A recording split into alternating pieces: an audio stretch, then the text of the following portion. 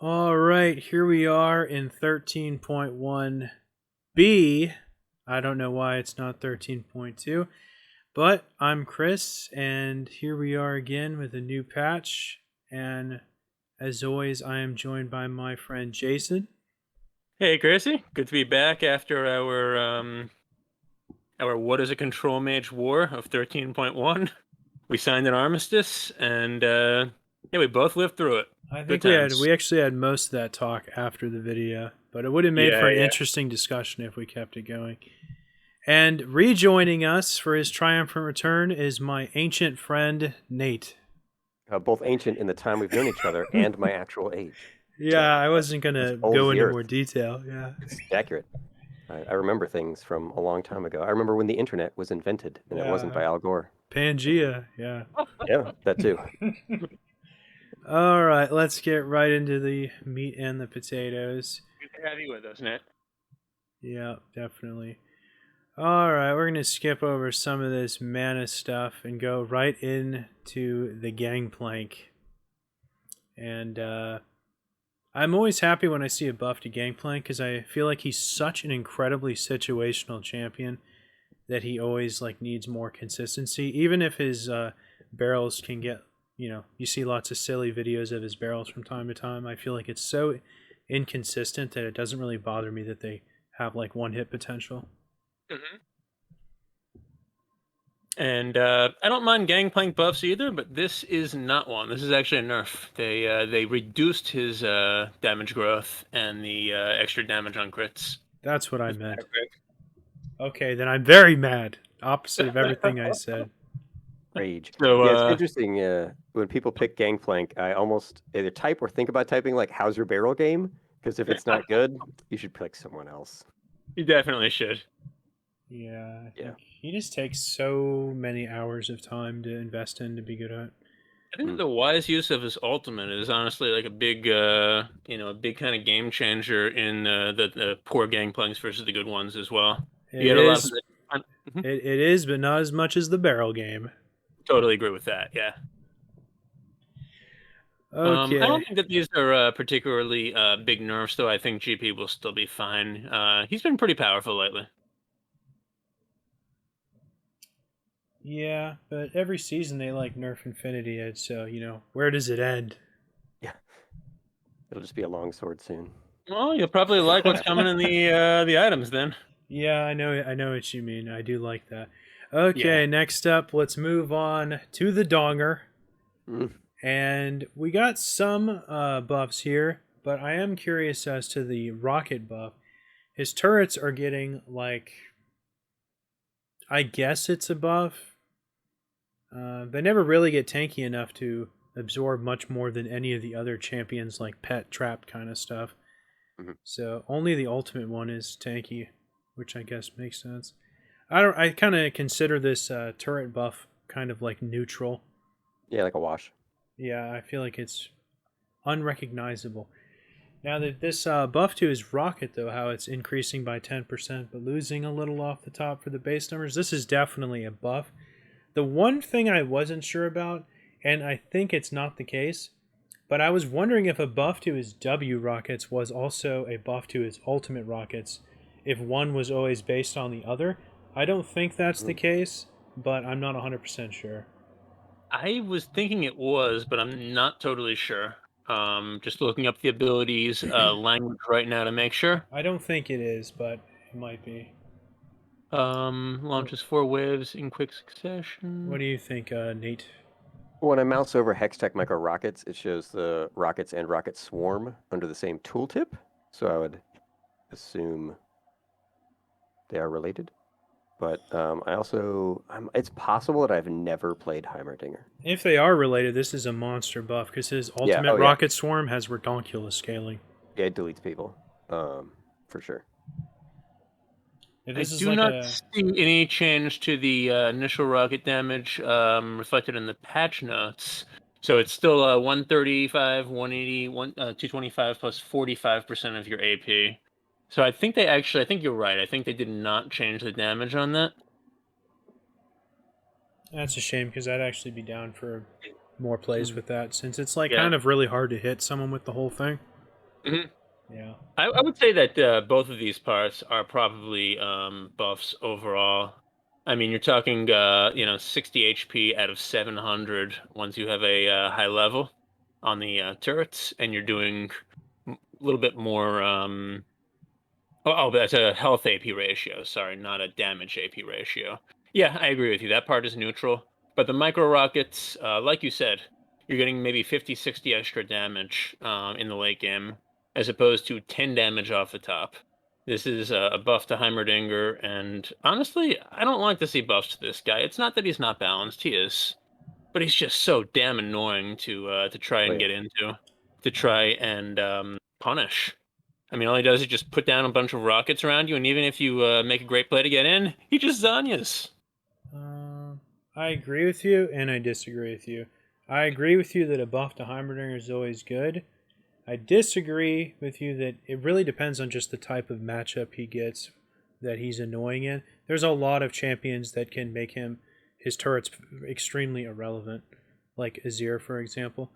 Yeah, People don't even really. I haven't even seen him top in ages. Azir's kind of a wacky one because the turrets can't fight back against those sand soldiers. Well, there's a lot of other champions like Oriana or They can't Syndra and Nunu eat stuff. his turrets? Mhm. Isn't that Yeah, a yeah, Nunu that's. eat 'em, yeah. I'm sure he anti could. Heimerdinger meta? Yep. Oh yeah. Anyone with really strong AOE can kill him quickly. But yeah, there's just a lot of champs that he frustrates the hell out of. Oh yeah. I think every champion should have a niche, and he is good against stuff like Trundle per se, or something like that. As well as Assassin Divers. I don't Yeah. think he's good against assassins because he doesn't want to play against something that's just burst. He wants something where he has to like do the tango around the turrets and stuff. You know. I do think this puts his WAP ratio over 100 if all the rockets hit now, though, because before it was like 90 something. I think it was like 97 or 94. Hmm. So it's pretty cool. Yeah. Okie dokie. What about you, Nate? Do you like Heimerdinger buffs? I don't really care one or the other. I've never seen him. I've seen him irritate people horribly in lane, but I've never seen him so powerful that he like won the game. Like That's a you see good way to put it.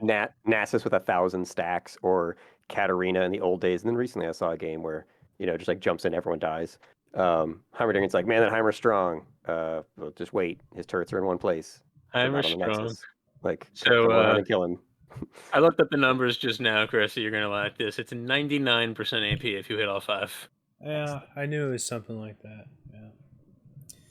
Missed it by that much.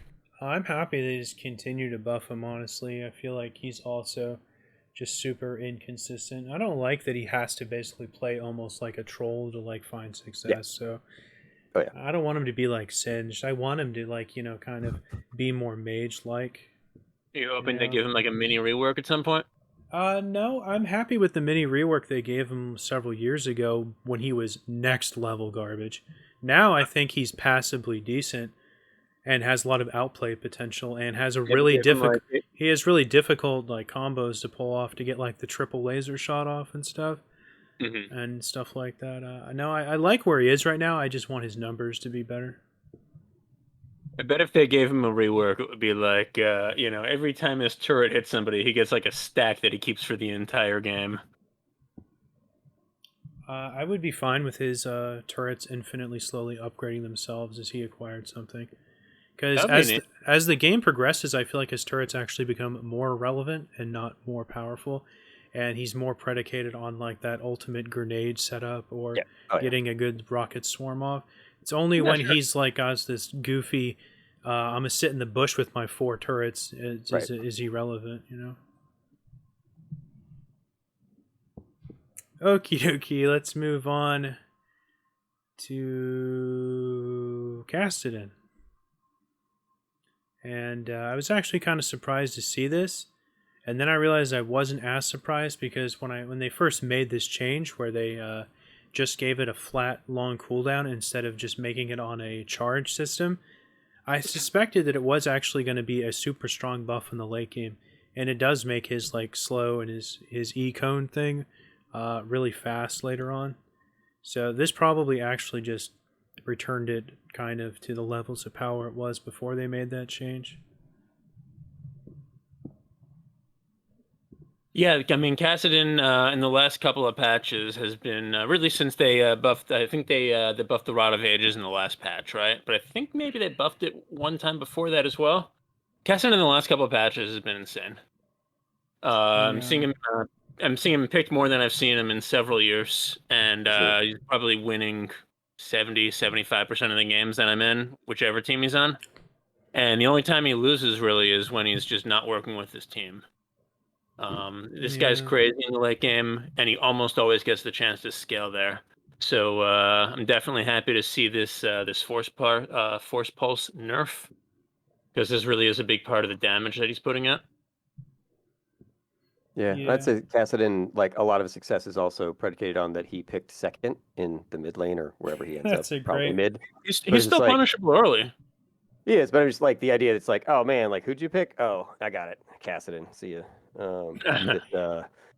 Yeah, I think if you just blind pick, Kassadin, not actual blind pick, but without knowing who you're up against, like we could probably get some sadness your way. The sadness does come, but like if the game goes long enough, and often it does, you still just despite being completely unfed, Yeah, just the That's, having those skills in the late game comes back and is a menace. that's like how Irelia used to be, where it's like, oh man, Yeah. like I killed Irelia 14 times in lane. Game went long enough. She became relevant. We lost. Yeah, it really is kind of like that 10 death Trashua power spike. Yep. I mean, you hope your Kassadin's not dying 10 times, but even if he does, he's going to be a menace later. You really just got to grind it out. It's like if we play long enough, Yeah. our team will become relevant again. Just turtle. Yeah. Mm-hmm. Yeah, I'm sure the Archangel's change was an insane power spike because it gives him that huge built-in defensive shield and all of that extra AP, and he doesn't really need ability haste. Absolutely, yeah. So it's a huge bonus. Yeah, having that shield lets him like make that first getaway, so then he can use his R and complete the getaway. Yep. This is a sizable nerf, and I still think he's going to be good. Oh yeah. There's unless we wanted to say anything more about Cass, and there's one thing I just wanted to say real quick about Kai'Sa with the mana changes. I think she's going to be one of the biggest beneficiaries. She's actually one of those ADCs that you go late game and you still sometimes see the Kai'Sa running out of mana. Both her just trading and wave clear is kind of really good as long as she can use a bunch of her abilities. And I think more than most of the other ADCs, she's going to benefit from the mana buffs. Well, if we're going to talk about mana, I don't like all these mana buffs because it just makes people not have to play as carefully. I mean, it's already been like several years since you really had to actually watch your mana bar. And now it's like, Since the removal of the mana pot, you mean? Yeah. There was a time where you actually needed that that fairy charm that you started with and the mana pots. I'm a fairy charm Double actually fairy did charm? something. Double fairy charm start? Yeah. They're kind of trying to move the game into like everyone's, Garen and Riven and Katarina bit territory. Yeah. I mean, I'm okay with it. Like, for less skilled players, they do run out of mana a lot because, like, that's just you're throwing out a lot more skill shots to actually hit them. So we should get rid of. obviously- We should get rid of resources because unskilled players use too much mana. I'm not saying that. I'm actually developing a game right now that doesn't have resources. Like everything's gated by cooldowns, basically. But no, I don't think that would be appropriate for something like League because I think that there is rather than just the acute use of do I have my cooldown or not? And if I spent my cooldown just trying to poke a little bit, now I don't have it for the all in. Yeah. There's also the chronic idea of if you try to use it too many times to poke, you're just not going to be. You're going to have to hit base, and you lose 30 or 40 seconds returning to lane. So I mean that's a very good dynamic in League. I'm not saying we should get rid of that. I'm just saying that I think it's fine they're being forgiving to the less skilled players because the more skilled players aren't just going to throw out their skill shots willy-nilly anyway. They're going to save them for that acute sense of the other team might all in them, or they have to be ready to all in the other team because that's the only way you're going to get a kill. You're not going to poke someone out and then actually get a kill. At most, you're just going to send them back to base. What do you think, Nate? Brain dead or accountability? It's obviously helping people who are, a little sloppier with their mana, because there is the other element that wasn't really mentioned, that just in the laning phase, there's times where I'll play like a tanky champ or something, like a Scion top lane or whatever. It's like, man, like I have health for days, but like I'm out of mana again, like just from, either smashing creep waves or whatever I'm doing. That I do run out of mana, and it's not because I'm just like spamming some button at someone. That some of those champs, Leona, I run out of mana a lot, usually saving my AD carry Yeah. more than like going ham every time. So there is that kind of since League, staying in lane matters so much that it's like I don't have any mana, so it's like Leona, I can walk in front of you and like eat some skill shots, but I really don't do much for you without the mana. So yeah, if you can force people to use their abilities, I think that's good accountability. So yeah, I don't know. I don't know about this free mana for everyone. Does lower the skill curve. I miss enough ease on Leona, that just don't turn into a fight either way. That yeah, I've run out of mana a lot, and sometimes I will just take a sapphire crystal on Leona and just sit on it, or build it into glacial buckler. Oh yeah, I build sit that on early that. if I have any extra money. Like I'm like, yeah, give me that. Like Give me like one extra combo just in case. Yep. Because I only get 2 with our entire mana pool. Yep. It's glacial or shroud. you start a fight and you don't have enough for your ult and they're running away and you're like, sorry everybody, I didn't do the math. I didn't have 350. I had 298. Like, sorry guys. You have to have like an emoji set up in your wheel for that situation. Oh. And you're always in a lane against like someone who doesn't have mana. It's just like, this seems fair. Yeah. They're just ripping abilities off whenever they want. Yep. Yeah. Okie dokie. Next up, we got Kindred, who got a nerf to her Q. I don't really like this nerf because all of her abilities kind of just augment her auto attacks for the most part. So losing any base damage on her already, her abilities are honestly kind of weak. They just make her auto attacks much better. Mm-hmm. Yeah, and I agree. I don't like seeing this. It's a little bit saddening. Kindred's one of those champs that they've just had a really hard time balancing over time, and I think it's because she has so much early power. But then, if she can't succeed on that early power, she becomes really, really bad in the mid and late game. Mm-hmm. And that's just like the type of champion that's either going to take over a game or just fall flat on their face. And again, with champs like that, you tend to have a discrepancy between low and high elo. And those are really hard champs to just work with. So I think my guess is she's probably a little too good in the pro scene, and that's why they're nerfing her, meaning that she's just going to be even more useless everywhere else. Sad to see. What do you think, Nat? Yeah, I agree with that. It's funny trying to convince, like, because I just play normals, as our podcast audience should know, that it's funny when I try to convince my team, like when the little swirly comes up, like Kindred's coming here next, like no, you just ward it and kill Kindred. Like don't take it. Like have Kindred come over, we'll kill Kindred for the 3rd time, and then Kindred's not in the game anymore. And so convincing people and that she won't get it. Yeah, if you just punish Kindred early, and yeah, Kindred does not come back. It's not the Aurelia 10 deaths later somehow became powerful. So yeah, I don't know. I've seen Kindreds do extremely well. I've also seen unskilled players completely confounded by the invulnerability, not dying aura, and how that actually pans out. So yeah, I wonder if it's just the pros. Yeah, like you said, like people that are too good with Kindred, too successful, and then everybody else will just suffer and wonder why the champ exists. Probably. Yeah, I think it's that. If it was up to me, I'd revert the nerf on her ultimate she got like 6 years ago or whatever. She used to be able to target her ultimate instead of it always just being 700, 800 range, I think. Yeah, instead of it always just being centered around her, she could just throw it out. That was much better functionality, I think. Because her ultimate is a lot like Bard's ultimate, where it can be very awkward. Yeah. She was nearly 100% pick ban in pro play the entire time that she had that ultimate, though. Oh yeah. No matter how much they nerfed like the rest of her kit, she was like 90% plus pick ban. So I agree with you. I would love to see that targeted ult back. 1, because it's skillful, and 2, because it was more useful. Yeah, it's cool. It's just cooler. Like, Yeah, it was cooler. I think But you it'd can, be like, fine. um, 'Cause she I Because doesn't. right think now, when you auto people, like they're in your ult. Whereas if you threw it, behind you or wherever, like you can auto people and back into it, or throw it into a Yeah. fight or whatever. oh, it There's was a lot really of fun seeing like Gragas knock people out of her ult. yeah, yeah, yeah. Now it's like, oh no, like you're gonna be in here with me. We'll see what Yeah. happens. I think it'd be fine. She doesn't get the infinite health shred that she used to from stacking Mhm. her marks, like from the old Yeah. days.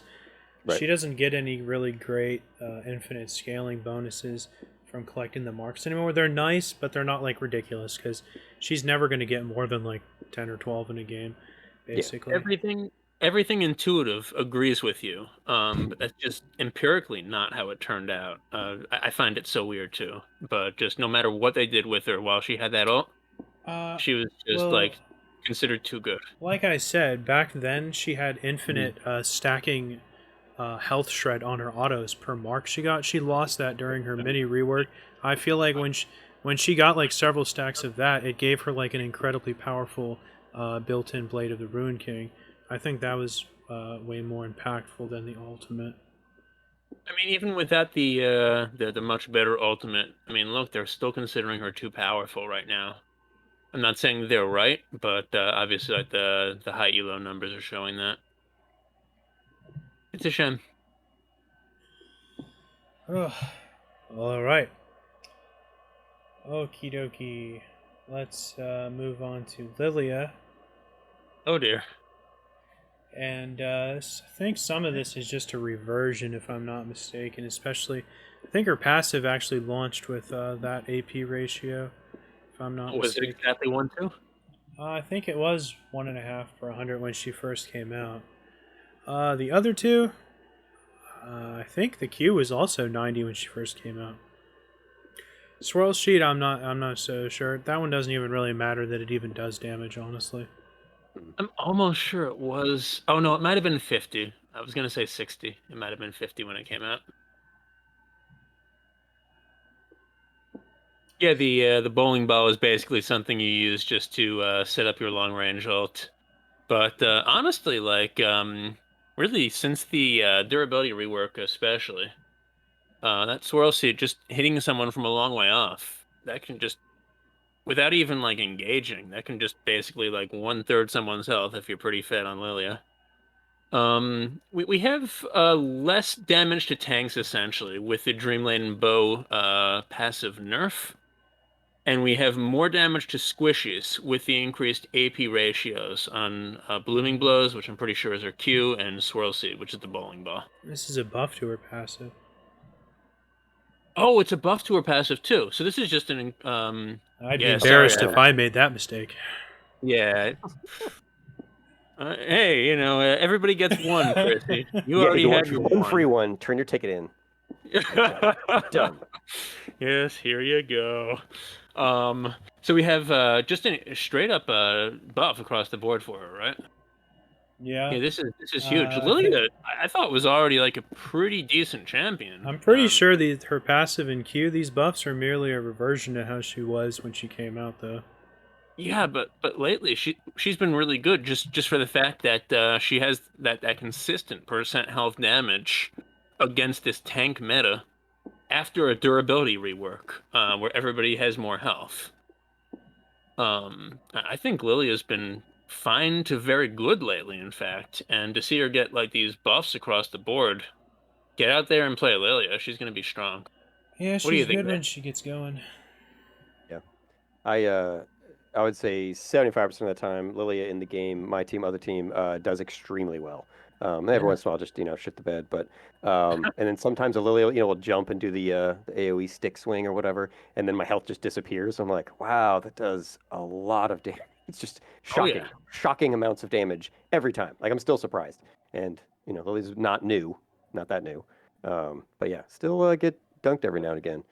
So The best yeah, part is more when you damage. get away Great. with like Great. 4% health, you use your flash, and then you just burn to death. Mm-hmm.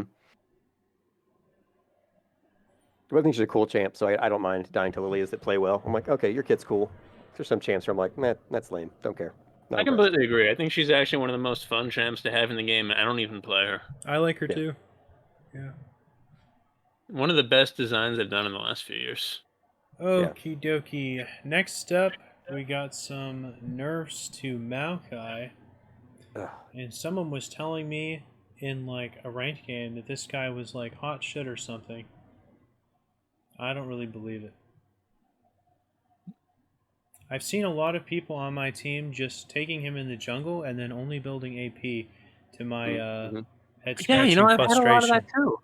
Yeah. I've Oh had yeah, a lot they of rush that too. Leandries, and I'm very confused. Like I'm like, can't you just get that's like Sunfire? Come on. yeah. Yeah.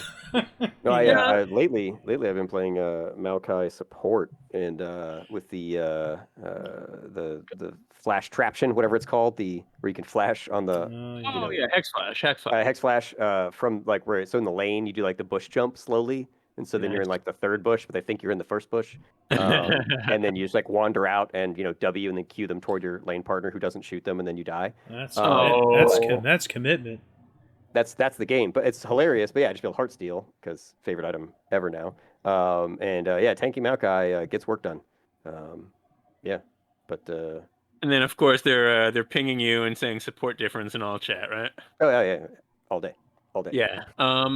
So this is basically nerfs to jungle Maokai and support Maokai. It shouldn't hurt top Maokai more than negligibly. Mhm.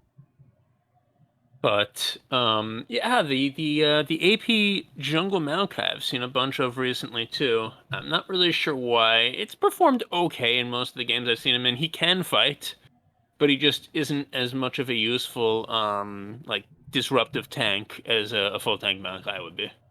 If you're a legit Maokai, you won't even notice that there were changes. If you're a clown, though, you're going to be like, what happened? Where's my extra damage? I've been waiting in the bush for those 8 saplings for a minute. Oh God, yeah. Yeah, I I mean, like it's funny, like you say sapling, like as support Maokai, sometimes I'll take sapling first and then just start throwing them into like the jungle camp that the other team's starting on, and they get so mad in all chat. I'm like, guys, it doesn't matter. It does like 8 damage. Like it's just 1 to irritating, 20 gold. but What is your problem? yeah, it's just like I'm just trolling you. Like you're gonna start the Yeah. game and I picked the worst button in his kit. Like it's cool, it's cool. Get over it. Yeah, they get real mad. Then you realize you have a blue ring under you. You're like, excellent. So yeah, if only. Remember when they used to actually do something if they actually landed on someone? Oh yeah, it was the impact damage. I still try to land them on the person, which doesn't help at all, but I still do. Yeah, but you can say, got him. I think they should just do something if they land right on top of someone, like really, really small circular hitbox, like Heimerdinger's grenade stun. Sure. That'd be cool. I also think they should run a little bit faster, or maybe get faster as the game goes, because people with like the tier 1 boots can outrun them. And we're just like, that's great. It's great. It's cool. Not mad. Okay, don't hate me for this, but I think they should just get rid of that skill from the game. Oh, that'd be great. Yeah, it's full troll. It's full troll. That would help ARAM out. Other than it checks the brush, like it's the. I don't know. Like, real quick. replace it with like the Nunu and Willem snowballs or something, and just make them like little saplings that he's tossing. No, they just need to remove the entire AP ratio and just give it increasingly redonkulous bonus health ratios or armor and MR ratios. And then people would be like, well, if I'm fat, it'll still hit like a truck. And I'm like, well, thanks, man. You're really helping us out now. How about exactly. this? Instead of doing any damage at all, it would mark them. And if they're marked, like when Maokai goes in, he deals a lot more damage on the Twisted Advance, and he can knock them back further with the Bramble Smash. And the W snares for longer, that's right. And his ultimate, it climbs faster towards them, right? Nothing will make that ultimate climb faster. It starts going like Zyra's E instead of his regular ultimate.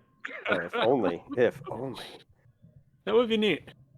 Yeah, I don't know how many times I have to explain, like, guys, that's where the fight was 10 minutes ago when I started the ult from the brush. Yeah. That's where the fight was going, okay? It was the appropriate place to send the ult, I promise. Yeah, your team's already like recalled back in base. Honestly, like the game's over and like slowly the brambles are rolling by Baron. And I'm like, I can't whatever. believe he's even had that as long as he had. His old ultimate was so much better. Oh yeah. I actually really like what they did with the new ultimate, though. It's an actual engage tool instead of just like, I do stats and damage around me. Like, I actually really like what they did with this ultimate. Say what you want about its speed. If I'd be happy with it being as slow as shit, if like someone at the tail end got hit, they were snared for like 3.5 seconds or something crazy. Yeah, or something terrible Dash happened, or arrow? increased damage to them from all sources, like that one item. That'd be good too, yeah. That way it would have kind of like an Ash effect, you know? I'd be fine with that. It's just so like unimpactful. How about it also makes like jungle creeps spawn up around them and start attacking them? Oh yeah. And Like then a the Or York it leaves a trail of saplings. Oh man, Yeah, we've and then- solved it. There you go. We've solved it. And the saplings all mark them. the fact that like one champion just clears off a segment when they get hit too kind of also Yeah. makes it terrible. Okie dokie. Right. Yeah. One thing I do want to say also, the Misfortune is going to benefit from the mana growth a lot. Like she is a skill-based or ability-based ADC. Yeah, I don't So think it's we very needed. I don't. We didn't need more Emax support Misfortune. I was gonna say yeah. I was about to say the AP Leandri's ego support Yeah, Misfortune. I'm going to see more of that. Because they gave her alt AP ratios, that we talked about a couple months ago. That it's a legitimate build, sort of now. Sort of. It still does physical damage, so I don't really think it's in any way optimal. Yeah. Yeah. No. But You it can encouraged spam the that. Qs a lot more too, even if you're playing a Rut. Well, your Q's kind of empty if you're going AP, unless you have Lich Bane. Yeah, no, I was just talking about like if you're building her correctly. You know, like the mana will still help by letting her Q a lot more.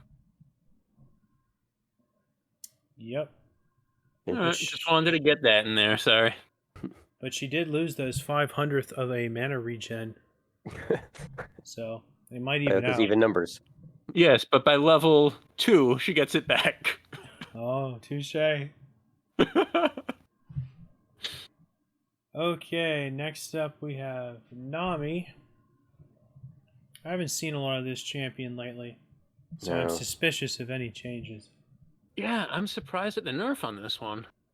Yeah, This is I one like of the playing most. Nami, but- Yeah, I'm sorry. Keep I going, was, Nate. I was just saying, like, I like Nami, I like playing her, but I can't, like, in the current meta of normals, that like she just dies so fast, and like the Yeah. bubble's fine, but it's not big enough, and the heal's not strong enough to like, it's like, no, I'll play someone else. Like, yeah. Yeah, if the fight goes a long time, she can have a pretty nice impact, especially if she can hit 2 bubbles and get 3 heals off within a fight. That is possible with enough ability haste, or if the fight just goes long. But I agree with you. Like she gets spiked so quickly if she gets dove. Nami is a champion that I like playing, but I will only take her basically if the enemy team has 1 or less divers. Sure. And even sometimes if they have 1 good diver, I won't even take her. Well, I understand the time necessary for the bubble to move to give people a chance to dodge it, but the problem is if like a Katarina jumps in and you throw the bubble to stop her ulting, like you've already taken 90% of your health by the time the bubble lands, and Sure. you had to stand still to throw it. And so it's like, like as a, outplay tool, it doesn't really exist. It's just dark binding is all it really Yeah, is. it's better like reactively than to initiate with, because you just get like jumped on if you miss it trying to go in with it. And yeah, and the range isn't very good. Like, Also a very good follow-up CC. I think she's pretty balanced though, and she's gotten a lot of buffs in like the last couple of years. Yeah, she has. They've taken a few of them away with like tide collars. It looks like they're hitting it even worse now. Yeah, I it would've did said lose a little bit, but now that it applies on like abilities instead of just auto attacks, I think it's pretty cool. So you think she's still a decent champion? Yeah, I think so. I think she's a little bit on this side of weak, and especially with these minor nerfs, she's going to be even weaker. I think she's still good. Yeah, she's good in the right situation where the other team doesn't have really any way to like really quickly get on top of her and just slice her apart in 2 hits. I only really like bust her out if I knew I was gonna lane with like Draven, because her Emax on Draven is just silly. Lucian is also really good with her. Yeah, that's good too. yeah. Yeah, she's fine, but I've never seen her picked on the other team, and I've never been upset. I've never been like, oh no. I'm always like, Right, Nami, right. whatever. I'm like, okay. So be it. Okie dokie. Next up we have Oriana, who got a lot of good stuff here. For the most part, I think. Okay. Yeah, some goofiness to her passive. It's a really good change to her Q, because now you can just throw it out there willy-nilly, and if it goes past a bunch of minions, it'll still do a lot of damage. So that's good. My analysis. What? You took my analysis. I have And nothing left to say now. yeah, her ultimate's been buffed like 6 times in like the last 5 years, so Mhm. it's probably about time to stop right about now. This thing I think used to have like a 60% AP ratio or something, and only did like 150 damage at like rank 1 at one point. Now I'd say with the buffs that Dissonance has also had like in the past, it's pretty bananas, her little combo. Yeah, Yeah, she's in a really good spot right now. Oriana's always been a like a pretty balanced champion. She's one of the easier champions to balance because there's so much just playability in her in terms of the range of her ball and the ability for the opponents to avoid it. That there isn't really any game state where Oriana will become irrelevant or just completely, utterly busted. It really is based on the player playing her and the team playing against her, and her teammates' ability to get that ball in. So that's pretty cool. I do think that there are probably a few people on the Riot team that really like Ori and therefore always kind of keep her in a strong state. Like as soon as she starts kind of like teetering on the edge of not being like a good pro pick, they immediately buff her. That's what they've been doing for a bunch of years. And I think that's probably kind of what happened here. Like you said, the command attack, that's the Q, is going to be a lot more useful if you're fighting through a minion wave now. The one time it will be less useful is if you're just hitting like 2 or 3 enemies outside of a minion wave. It'll do a little bit less damage now, but overall, this is definitely a buff and good for Ori players. Yeah, I used to play a lot of Oriana mid, and I had the same problem with Ari mid, where if you just played a fair game and 20 minutes had like a kill, an assist, but then the other Uh-huh. lanes were, much more exciting, your damage was just so not impactful. You're like, man, I hope these fights go long so I can use my buttons 4 or 5 times each. So I yeah, I think like. I think Ari's way more feast or famine than Oriana. Oriana's really good, and even when she's behind. I'm going Yeah, to agree with I just that because and it wasn't even the just being shield and behind. It was shockwave. like fair farming, and then the jungler had 100 kills or whatever. It's like, oh, I can't kill that dude fast enough or whatever. Mhm.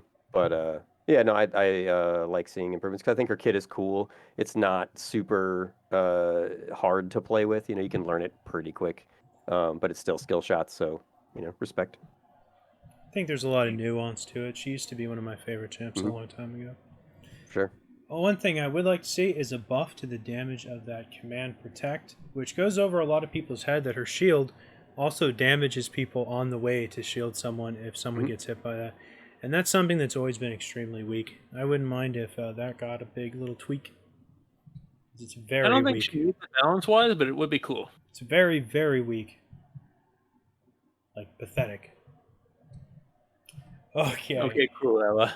Next up, we got Rise, who, of course, didn't take them too long to come up with this.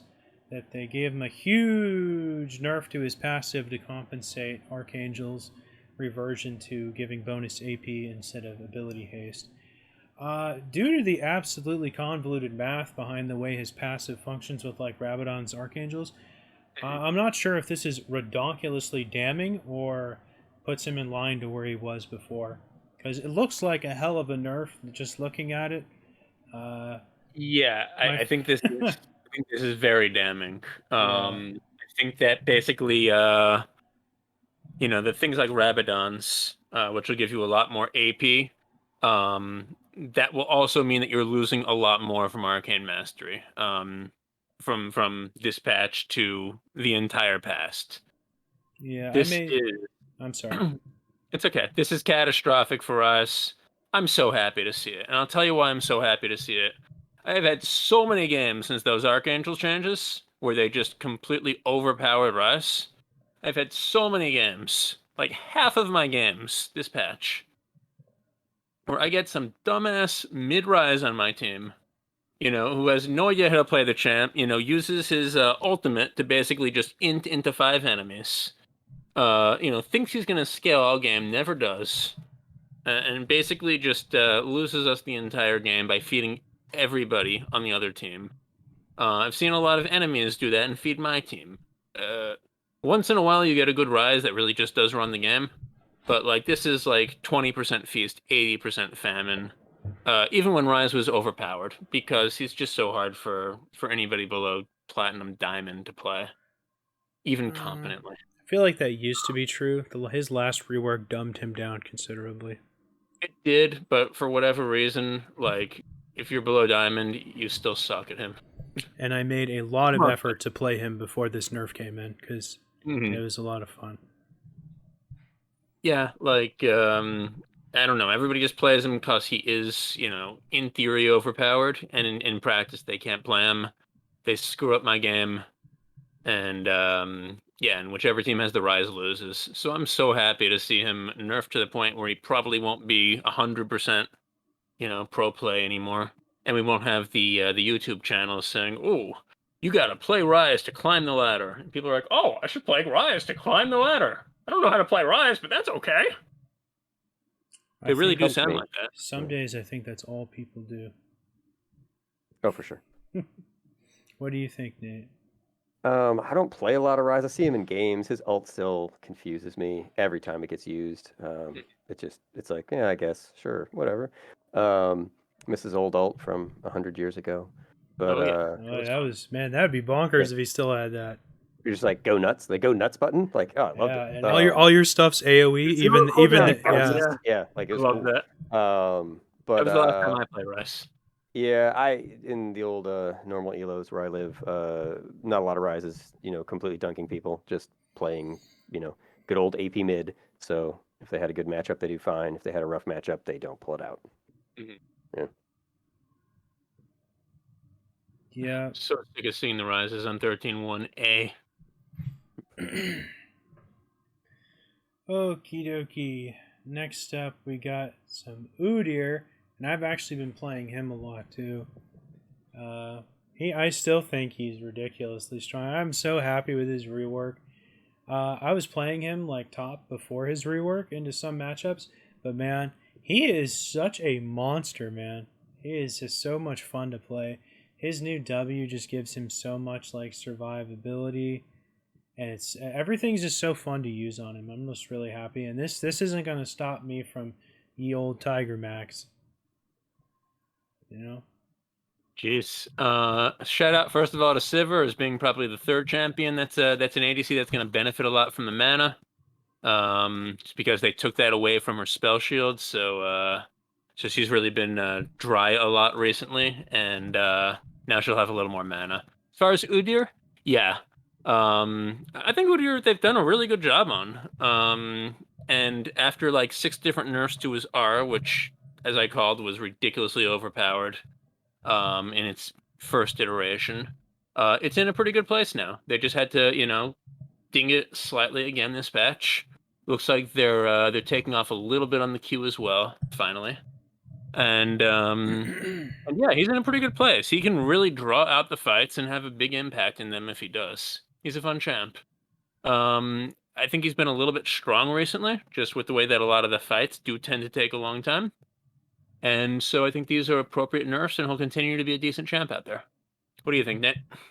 Yeah, I agree. He's strong in almost every game I say. Even when people don't play him clever or well, he still does fine. Rarely is he like an embarrassment, like some champs when they're played poorly. It's still like, well, at least Udyr like absorbed a lot of damage and ran around a lot, like if nothing else. Yeah. So he can distract their team. Reliable. Old reliable. Old reliable. doesn't bring the Xerath portal anymore, but he's the Keith Nail of League of Legends. Yep. Yeah, I'm very glad that the days of the like split push Udyr are pretty much at an end. That was just stupid. It's real obnoxious. Not that he can't do that now. Not really, because his old movement speed buff used to last a lot longer. It's a lot harder for him to do that now. I guess so. But he'll still fight you one-on-one if you, if you show up that way. Oh yeah, he's great in the 1v1. I think he's one of the strongest in the game. Yeah, I guess I guess what you're saying, and that's a good point, is that at least he needs to fight you to be the split push Udyr instead of just cheesing and running away like Scion, right? Mm-hmm. I don't even think Scion's one of the worst, honestly. I've been Really? having a lot of not fun playing against Yorick lately. You might be the And, biggest Scion apologist I know, Chrissy. I like Scion myself also, so I don't I think most people commit with him, honestly. Yeah, I think most people who play him should be committed. yeah. I think Scion's one of the most balanced champions in the game, honestly. I'm not gonna sign on to that.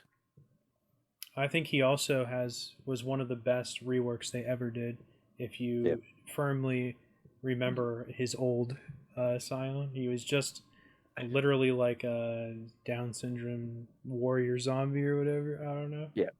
Oh, and yeah, his old visual. Pretty Like, bad too, oh, yeah. It was hideous. painful. Yeah. I never picked Scion until they visually reworked him because I thought he looked too stupid for me to pick as a Yeah, champion. yeah. That's how I feel about Rakan. Agreed. Yeah. Really? He's too stupid and his voice actor's too dumb for me to even Yeah. click on. Is that Okay. Sokka's voice actor? What, Rakan? Yeah. I don't know because I don't want to listen to it. Okay, next up we got kinda Yumi, like it. who just Uh-huh. cannot catch a break here. Mm.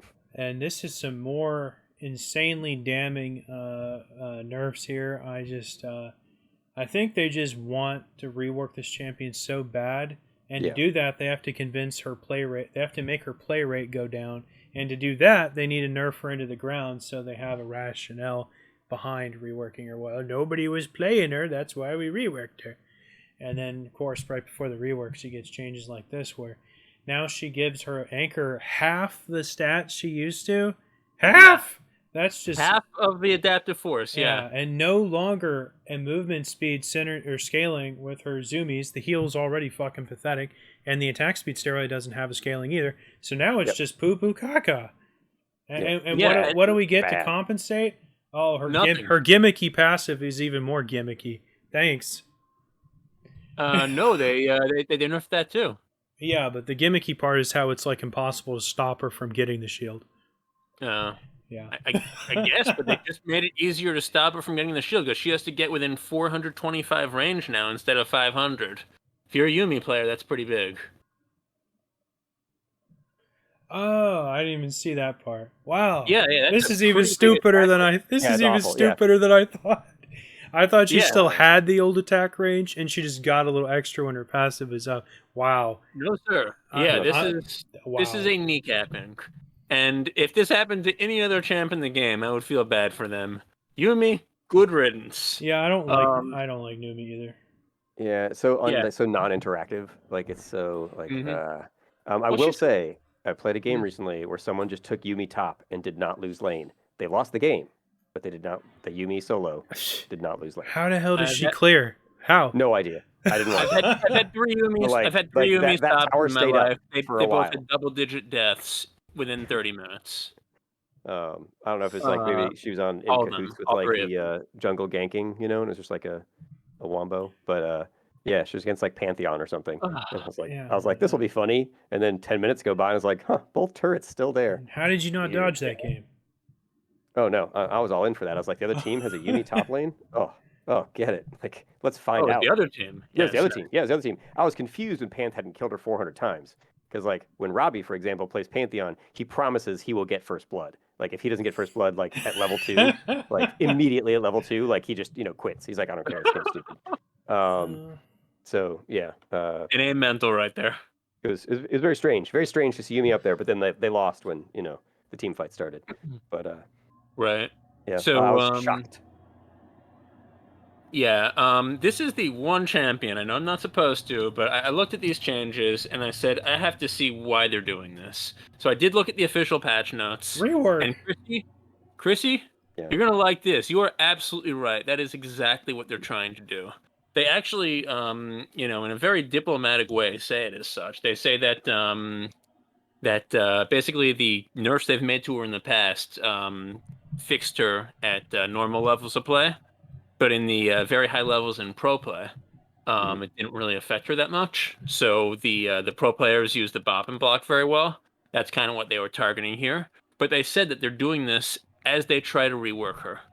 So they basically, I think, are trying to kneecap her so hard that she's no longer broken and no longer relevant, so that they can rework her into something better once they figure it out.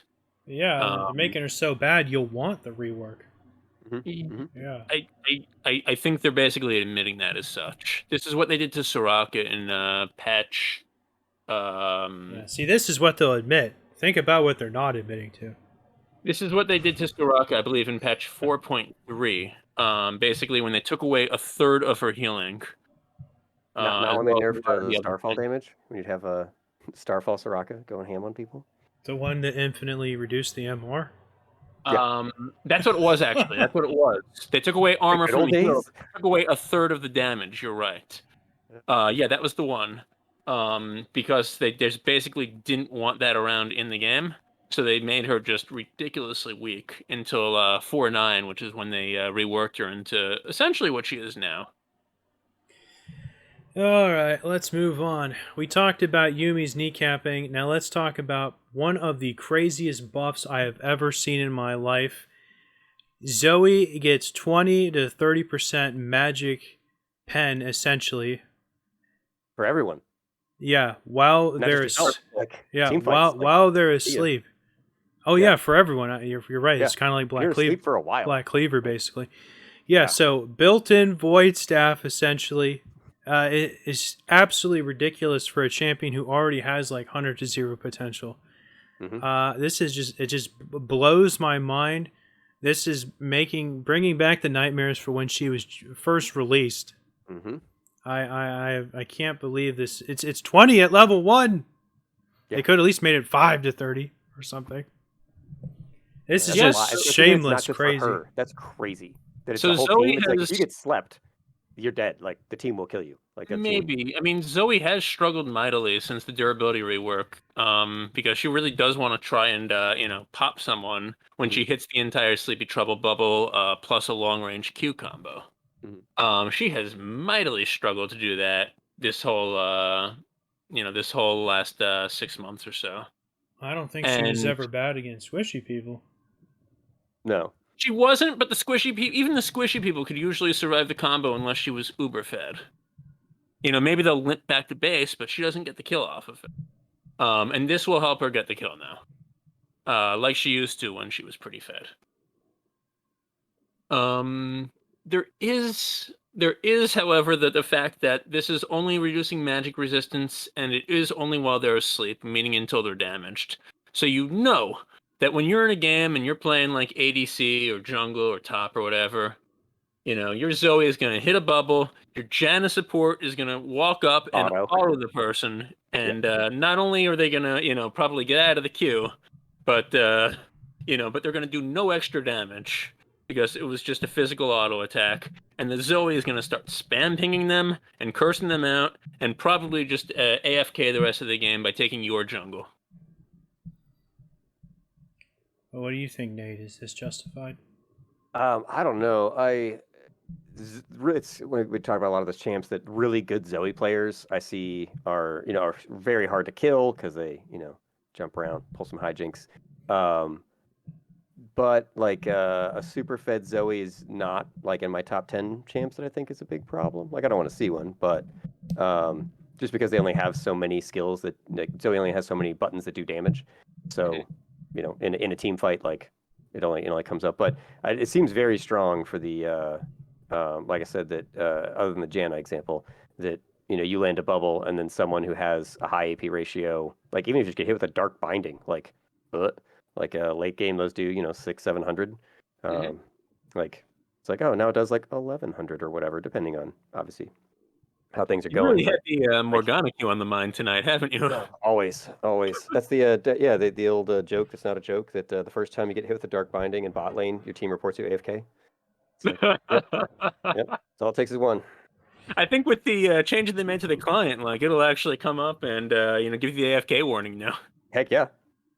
I hope that's what happens with all the people that I dark binding.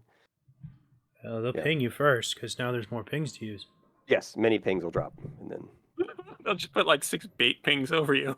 yep. One thing you that bait ping when you get hit. I was baiting. yeah, one thing that might go over people's head is even though this is magic resistance, the way her E functions is to detonate the E, a percentage of the magic damage you deal is converted into true damage when it's detonated by anything. So this also, in a way, is like some kind of twisted true damage penetration, sort of. Oh, yeah, that's a good point. Yeah. Because the more magic damage she deals, the more is converted to true damage. So this is crazy in more ways than 12. I'm surprised they wouldn't just I'm surprised they wouldn't just like increase the bonus true damage instead of making this this additional effect that you have to read on the description, which is now 9 lines long. Mm-hmm. Just from a design point of view, I don't really see a big difference. I don't know why they would do this. Yep. Pretty crazy. I have a friend of mine that plays a lot of Zoe. He's like ecstatic. Oh yeah, I'm sure you. The lane dunk highlight reel will only increase with He 30% already told me he's collecting a series of highlights. Yeah. Yeah. I'm of the opinion that this just kind of brings her from being weak to being decent again, though. I don't think she was weak. Okay. I think she was weak at the thing she's always been bad at doing. I think she was still strong at what she was good at doing. That's fair. Okay, moving on to items. We're not going to go over all of the similar ones, but the moral of the story is they dicked with Grievous Wounds for the upteenth time. And the cool thing is all of the minor Grievous Wound components now give the full 40% effect instead of needing some secondary component in the advanced Grievous Wounds item to get the full effect. So the big cool thing is you can just sit on the Oblivion Orb, I think it's called, and the sword thing, and you'll get that 40%, and you'll never have to upgrade them. So that's pretty powerful, actually. You just sit on the cheap ass thing, and you can upgrade it later, or just not even upgrade it. I don't know, get something else. Yeah, and with that said, the upgrades for it are pretty good. But if you're playing the type of champ that doesn't really need any of the things that those upgrades offer, you can very easily sit on it just to get the 40% Grievous Wounds against a champ that has a lot of self-healing, or an enchanter that heals a lot. So why don't you two go over, like, how do you think that just getting instant into the 40 right away is going to affect things? Yeah, so I think that first of all, this is really bad for healers in general. Oh yeah. This is certainly top lane. There's going to be a lot of cases. This is going to be like executioners will just be a straight up first buy now, or for some champs the Bramblefest instead of executioners. Additionally, in the bot lane, champs like Yuumi, poor Yuumi, Soraka, Sona, maybe Nami. Yeah, it's going to be very effective to build an early 40% or against them. Yeah. And really, I mean, if your bread and butter is healing, like, what are you going to do? Even if the other team is a little bit behind, like, you can't stop them from buying it. I can't believe it used to be 60. What do you think, Nate? I agree with hurting the healers, which kind of sucks because those champs are squishy themselves, and it's kind of a high yield, high reward game playing the enchanters. But I can say that I am overjoyed because sometimes convincing your team to buy Grievous Wound items is difficult. And lately some Volibears, some Olafs, some people have been unkillable, because I haven't finished my Grievous Wounds item and I'm the only person building one. And so, their healing is just unreal. And you can ask your team so many times, and then your Zed will still be like, "Oh no, I gotta get more damage," and then they just go in on the Volibear and they die. And they just but I think it's 800 gold for the first piece of champ. Oh, your champ is broken. Yeah. But yeah, like an 800 gold investment I can swing as a support or even whatever Yeah. role you are versus 3,000 to get to 40%. So I'm Mhm. into it. It does kind of suck because the enchanters aren't easy to play, like to play well. So About 3, 4 years ago, for a couple of years, they had this correct. What they did was the grievous wounds only affected self healing and yep, didn't affect ally healing. right. And I remember think at that that. time the numbers were much higher. But like that was the answer. I still have never understood why they completely got rid of that. I mean, maybe if you want, make the ally healing grievous wounds effect less. Maybe make it Half half. or something. Yeah, Yeah, I'd be into that. 20% less. That would be I'd be fine fine. with that. Because I don't buy Um, Grievous Wounds items when I see Soraka. I buy them when I see like Volibear and Aatrox. oh, Like, I definitely still buy it when I see Soraka. I will eventually, but Yeah, not my first priority. but yeah, certainly the Aatrox or the Silas is going to be a lot scarier. Um, Well, not to and defend selfish teammates, but I think there is a lot of circumstances where it is suboptimal for certain carries to buy a Grievous Wounds item. yeah, but not for your whole team to forgo it. Yeah, I definitely agree. Yeah, But for there's me, a it's lot usually of that. times where the Grievous Wounds items tend to just not be as efficient as your like bread and butter AP or AD or tank Sure, items. sure. Um, Mhm. yeah, and I guess it's also I really only like try to push it on my team when the other team has like 2 or 3 champs that have a built-in healing mechanic that makes them work, like Nasus, these kind of things where it's like we're Yes, never going to kill that champ ever if we don't, if multiple people don't have Grievous Wounds items because I can't be in every right. fight, kind of thing. Yeah. Yeah, and Ignite is not your Grievous Wounds item. I don't care No. if you have Ignite. Buy one anyway. Yep. One thing I do really want to point out and give Riot some flowers for is that they made the Grievous Wounds much simpler, much clearer now. Mm. Basically, if you do damage, or in the case of the tank Grievous Wounds items, if you take damage, you get the 40% Grievous Wounds against the target. Simple as Mm. that. None of this like Chemtech Purifier. You have to heal or shield an ally, and then that ally has to deal damage. None of this, you have to immobilize someone with the Thornmail. Just very simple. You take Yeah, damage with you the didn't defensive have to item, do that. or you deal damage with the. I'm not saying they had to do that necessarily, but I like that it's much more clear Yeah, now when you're going to be able to apply those effects.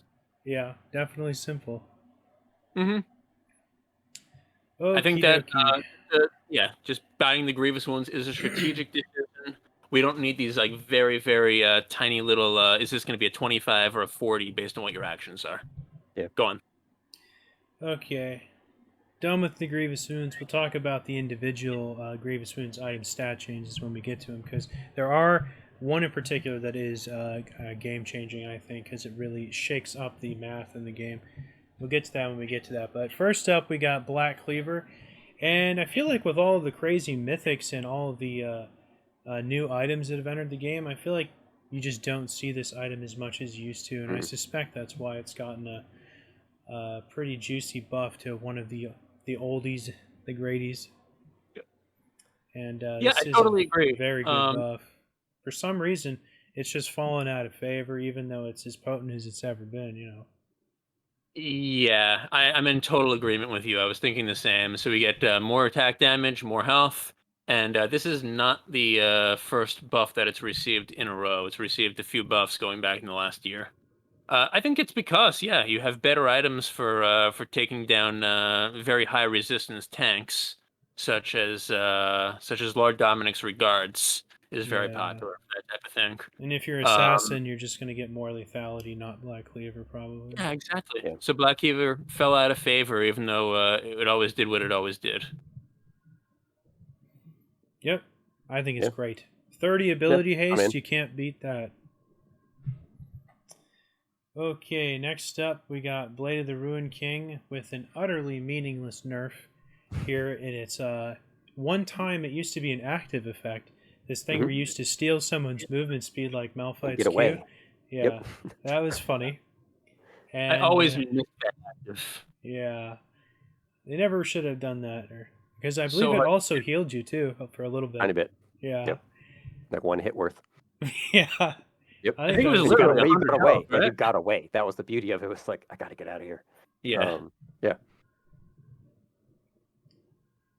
Yeah, I actually hadn't realized how low the cooldown on its little passive was. I guess that's reasonable. I don't think it's super impactful as it used to be, so whatever. And then it's worse on range. Oh no, it's better on range people. My bad. Yeah, they made it slightly better for range, but overall a slight nerf. This is one of my favorite items because it's absolutely preposterously strong on melee champs. Mhm. I think it's as strong as a mythic on melee champions because of Yeah. how much bigger the shred is. Sure. And if you have decent attack speed. Yeah. Okie dokie. Let's move on to Bloodthirster. And this is definitely a change I'm butthurt over because Bloodthirster should be like the one-stop shop item for like the biggest lifesteal you can possibly get.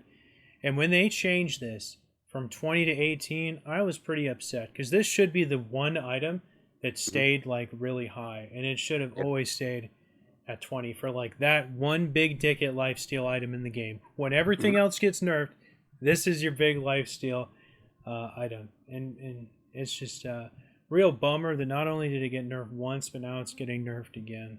It's just heartbreaking for one of the I don't oldies. know if this is a nerf. It is obviously 3% less lifesteal, That's- but I'm confused too. Is it? no, I think it's a slight buff personally. It's a buff. Okay. You have 200. You have 200 gold less. So you look at that versus the value of 3% lifesteal. That's about break even. Plus the shield, the maximum shield that you can overheal to by using this on jungle creeps, minions, even in combat, is now raised by a significant 130 extra shield at all levels, even at the lower levels. So in my opinion, this is a slight buff. Well, I stand correct. It's a buff to cheapskates. Okay. It's you're it's poor, a nerf it's a to buff. I Well, would say thieves can buy it now. don't sleep on that overheal shield.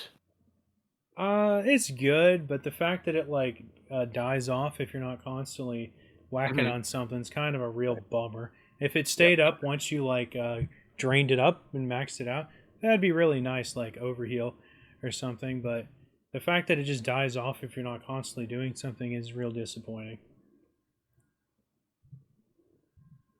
What do you think, Nate?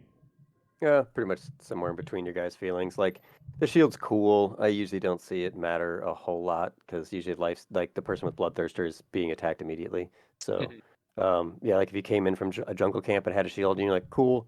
But yeah, 18. Like if just looking at the like 20 to 15 is just pretty disappointing. Like 15% just sounds pretty weak for 3,000 gold.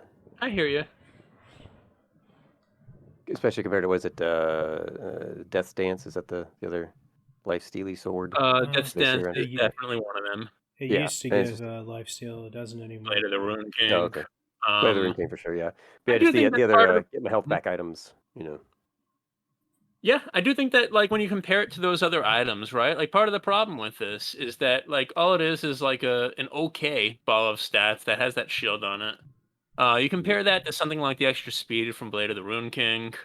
You compare that to the ability to not die from Death's Dance. I mean, literally 30% less damage you take in the best case scenario. Right. You know, you look at this and it's like, what does this really do that well that those other two items can't? You know, it gives you a little bit more lifesteal. Well, when it gave 20, it gave the most by a lot. Yeah, when it Yeah. gave, 20 is Yeah. big numbers. I think that just like the fact that this doesn't give you any type of other really cool utility is probably what puts it behind those other lifesteal-y items. Right. Well, it still gives 20% crit. Yeah, Yeah. If you're, Like, if you're in the market, fine, Sure. I In guess. fact, I think it's the only lifesteal item that gives critical strike. that sounds correct.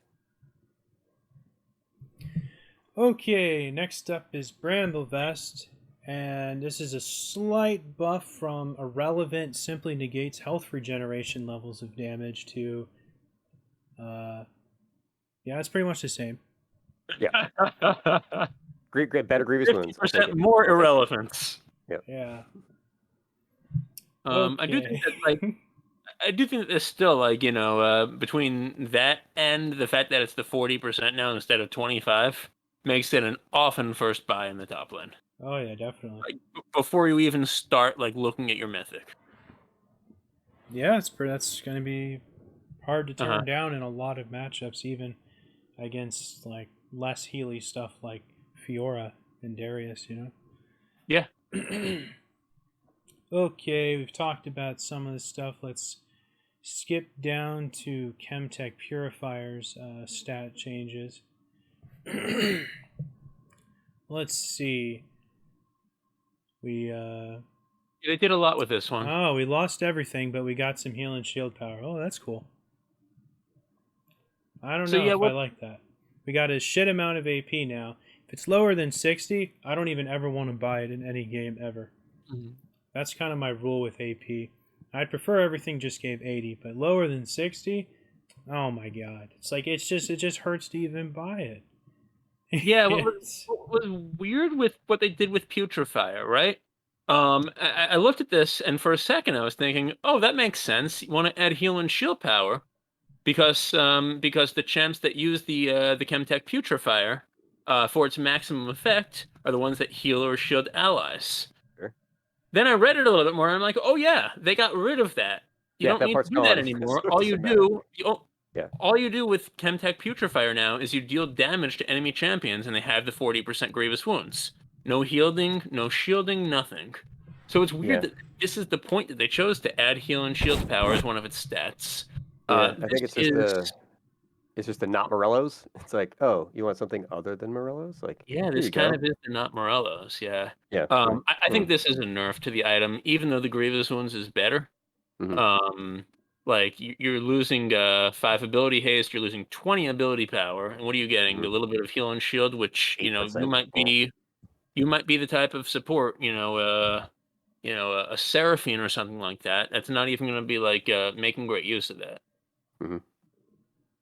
So I think this is probably a nerf to a lot of champions. If you're a very healy, shieldy champion, a Lulu, a Yumi, you might still buy this. You might not. I don't know. Probably just sit on the Oblivion Orb for most of the game. Yeah. Maybe upgrade it as your 6th item. If you're gonna wait that long, you might as well just get Morellos. Yeah. Agreed. Yeah, but at least this has the heal shield power if your champion wants that. Does Morellos have ability haste? No. It does so not. There's that. So yeah, I mean, if you're a support that can heal or shield, this is still definitely better than Morellos for you. Outside of that, yeah, probably just get the Morellos or sit on the Oblivion Orb. Okay, next up we got Death's Dance, which has been a very popular item lately. Fortunately, it's taken a hit this time. It's gonna get more damage, but now it has no cooldown reduction, which is definitely a blow to it because just about every champion that takes this kind of really likes that. Having a little bit of armor is nice, but this absolute destruction of its heal effect, this was actually really strong at one point. At one point it was like 10 or 15% of your max health on takedown you just got back over a few seconds. Yeah. Man, that was the heyday when it was that. That was super awesome. Even the 120 wasn't even very good anymore. Now it's less than half of that. I've already bought this once in game after this has gone live. It heals you for like 40 health. It's like pathetic. They might as well just take it out and give it another second passive along with the damage reduction, because this is just absolutely tacked on garbage level, unimpactful nonsense now. Yeah, now with that said, like the most important part of Defy is that when you get a takedown, it clears the damage, yeah. Yeah, it clears the 30% of all the damage you took for the last 3 seconds, essentially. That's huge, and that's more important than the 50% bonus AD heal or even 120%. But was it better than 15% of your max health? Sorry? Was it better than 15% of your max health? Yeah, probably. In a short fight. I mean, that could be 20-30% that you're saving. But yeah, I do see your point. If they were going to get rid of this and replace it with something, it should just be like, making it 33 or 35% turns into the bleed, and then that'll all clear when you get the takedown. This is a clear nerf to Death's Dance, which has been a very strong item, even when it was, the heal in the last patch, 120% bonus AD. And even though I like Death's Dance a lot, I love its concept. I think it's one of the most fun items in the game. Like watching an ADC try and just continually survive and just find something to hit as they're bleeding out is so much fun. And when they actually pull it off, it's great. It's a little bullshit with like the champs with Aatrox and whatever. Yeah. But when it's used like the way that I think Riot meant it to be used, it's so much fun to watch. It's one of my favorite items in the game. And yeah, basically, like I think it was in a strong place. This will nerf it to probably an average item. Watch out for the fact that you have 15 less ability haste now. What do you think, Nate? Mostly agree. It's a cool concept item, but yeah, it's just as it gets nerfed and nerfed. Obviously, it's very, very strong, and on champs like Aatrox, like super obnoxious. But yeah, I don't even know. I think very, very few people will buy it anymore because it didn't get cheaper. And so there's other items as we talked about. It's not like a game with like 8 items in it. So No, true. I think everyone buying it will still buy it because it kept the same amount of damage reduction and it only gained more firepower. There was a time when this item first came out, and I think it was like this for maybe a year or two, where it was basically never bought. I was probably the only person on the Rift buying it, and I was an idiot for doing so. Well, But its damage reduction wasn't as strong for a long time. And yeah, it also only affected our physical damage for a long time, too. yeah, and it that also is had true. a wall of text that you had to read 3 or 4 times. So by then you just had to leave the fountain. So you're like, I just gotta buy something else. Never It's mind. always I don't have time to read this. And then you'd I forget to read it when believe you were like not playing. I Yeah. believe that at the time, you didn't even clear the damage when you got a takedown. I think that was something they added a year or two later, and that was when it became popular.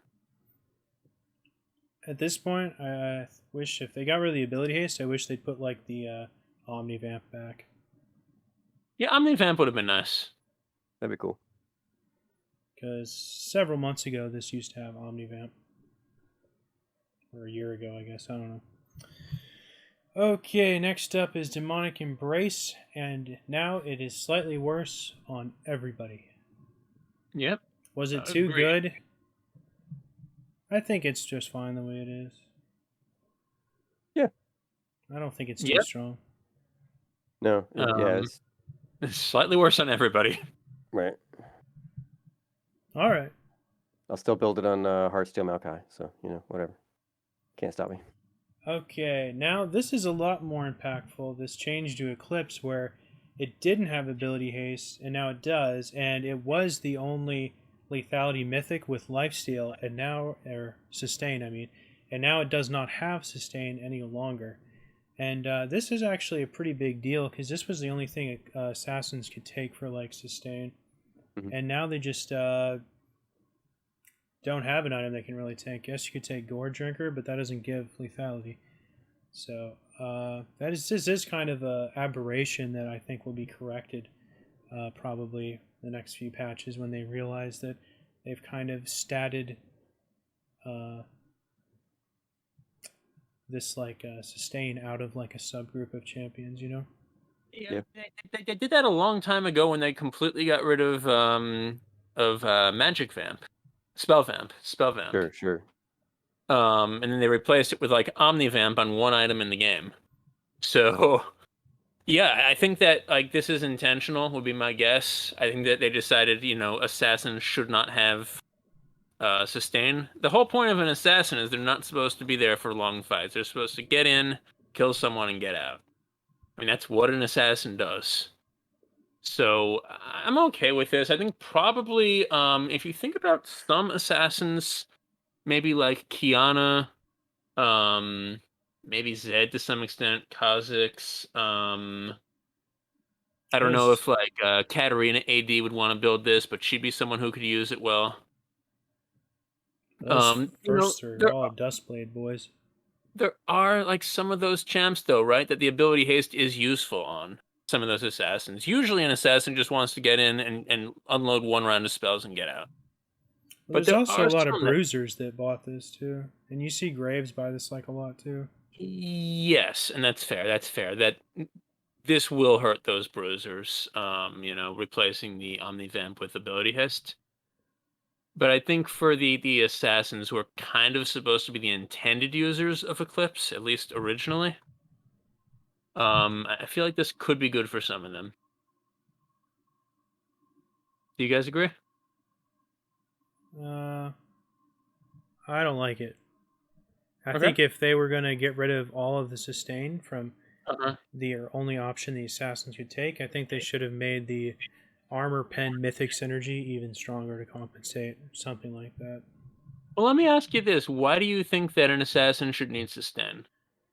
It's not that I think assassins should have it or need to have it. I just believe it's healthy for the game for players to have a lot of different decisions and not be gated into like Duskblade every game. Okay, so you just like a lot of diversity in the types of stats you can buy on any class. Yeah, I think more decisions makes for a healthy game state. Reasonable. I like that they added like that, shattered helm of the shattered queen thing or whatever, because Mhm. everyone, and then now they added Rod back to the game, because everyone was basically just building Ludens like every single game, and people are still basically just building Ludens every single game, because it's hard not to. But I like that you have more choices and stuff. I think the choices also feed well into the idea that you shouldn't build the exact same items every game, and I see a lot of people do that. They don't adapt to, what's going on, and so as you remove the variety or unique combinations of stats from some items, then it just incentivizes you to just go with the same build every time. Duskblade. Right. Yeah, there are some champs in the game. Reliable. Yeah, there are some champs in the game you can diversify your build path based on how the game is going or what's on the enemy team. Mhm. And there are some champs you just basically have to build the same core build every time. Yeah, build the machine. Oh yeah. Well, okie dokie. Then they made Essence Reaver a little stronger, probably because there's only like 4 champs in the game that even buy it. Yep. Okay, then they made Executioner's Calling a little bit weaker, but yeah, that probably just, they're like, well, wait a minute, if it gives 20, it'll be just too easy to get it first. Uh-huh. Because that's basically like, if you have Doran's Blade and then you buy Executioner's Calling, you're like at a BF sword, Yeah. I mean, with 20 attack power, the Grievous Wounds basically cost you 100 gold in terms of the value. 20 attack damage, 2 longswords is worth 700 gold in the first place. So I'm fine with them reducing it to 15. I think that 40% is worth it all by itself. Yeah. Okie dokie, let's get on to Gore Drinker. And this is my Chris's Riot Goofball change of the patch. Because this used to be, the mythic synergy for this used to be 5 ability haste since this item came out. Then a few months ago they were like, you know what, let's index into what makes it cool, which is the heal, but also that it gives CDR. So let's make it 7. But now it's way too good. So not only is it too strong to go back to 5, but we need to send it back to 3, which it never was. And then we'll give you this pittance, pathetic amount of health. It's just insultingly small. Yeah. That health's going to add up, Chris, over an entire game. That's like 4 Heartsteel melees. Realistically, you're only getting like 200 out of it. Yeah. So. Yeah, it's terrible. I'm just trying to do the math because the 50 bonus health is worth about 133 gold. Man, don't tell us about gold value. Just speak from the heart. I mean, okay, from the heart. I think that the bonus health is really going to do more for most of the people that would buy Gore Drinker than the ability haste will. I thought this change was kind of good. A lot of people that buy this are kind of like AD caster off tanks kind of sort, though. So you want like more ability haste. Your Darius, your Ribbons, your Renekton's, the people that use abilities and not auto attacks for the most part. Riven, yeah, I guess. They are, but also just having more health in the fights is going to help them. Like Darius is not going to say no to having bonus health. When I first saw Gore Drinker and Kraken Slayer, the 2 items that I thought would just break the game or would be removed not long after they were in the game because they were too stupid, because Gore Drinker is just Darius's Q and Kraken Slayer is just Vayne's W, and I'm like, well, those are busted. Let's just give them both the same thing again. But it turns out Darius just never builds Gore Drinker because he needs too much attack speed to trigger his passive too fast. So you actually just never ever see Darius build Gore Drinker because Trinity Force or something even cheesier is just way better on him than this is. Yeah, that's true. Like just the fact that you can't build both of them because they're both mythics.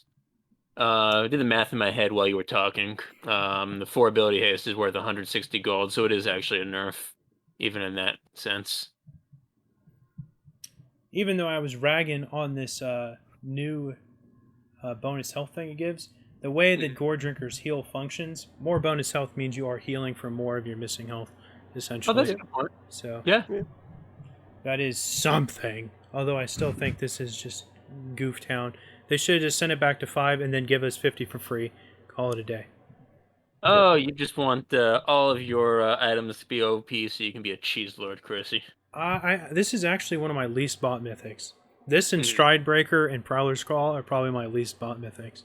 Man, I remember when everyone was buying Stridebreaker. And it's still good. I just I feel like it just doesn't beat out anything, you know?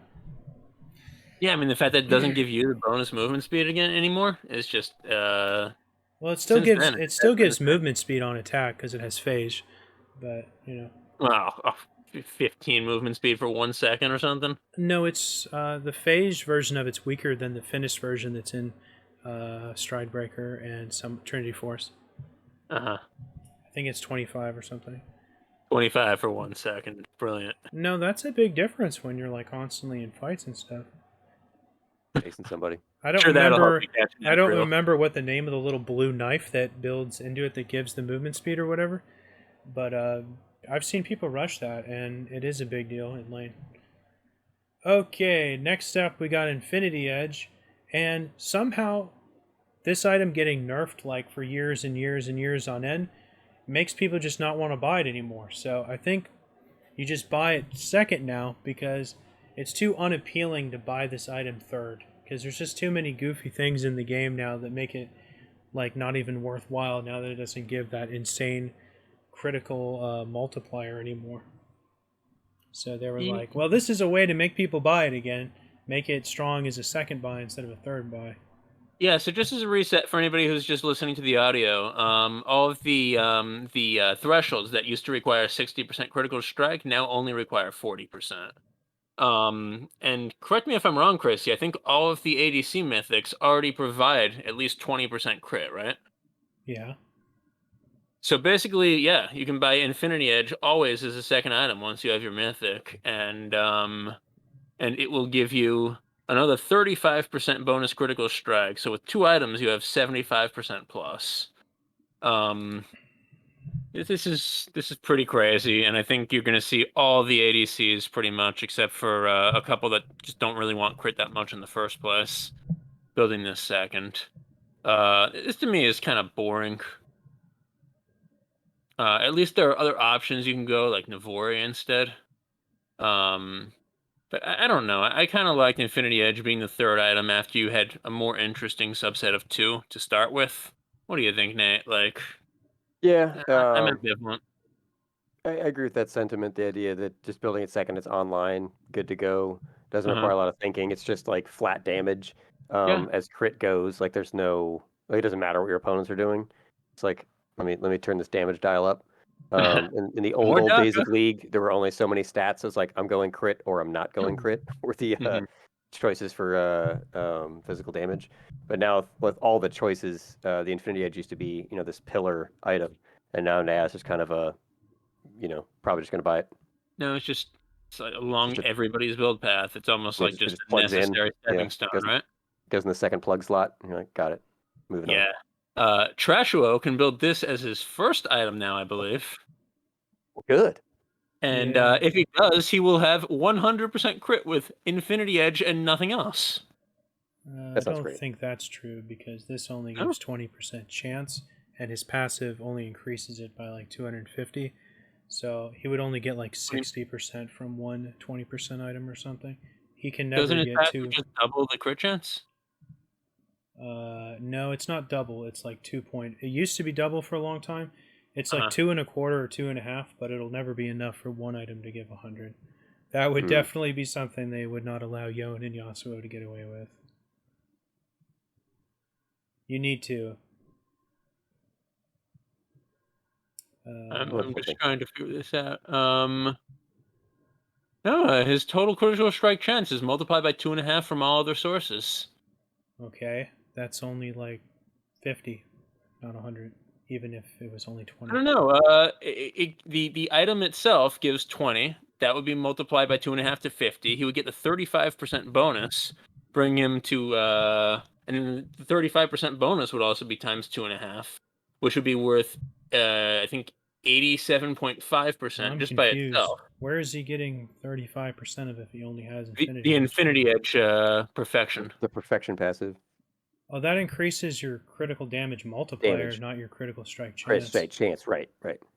Oh, that's right. That's right. Yeah. My bad. Still turn it on by itself, which Yeah, is not nothing. it will be a Not once, nothing. turn it on by itself, but it's going to Right. be really hard to not buy Shield Bow on those champions because they're basically forced into it by Okay, their so yeah, nature. just the Infinity Edge would be a 50% crit chance, and then and then that would also do The two and a damage half times. But his crit strikes were kind of weird, so I don't know whether he wants to do that or not.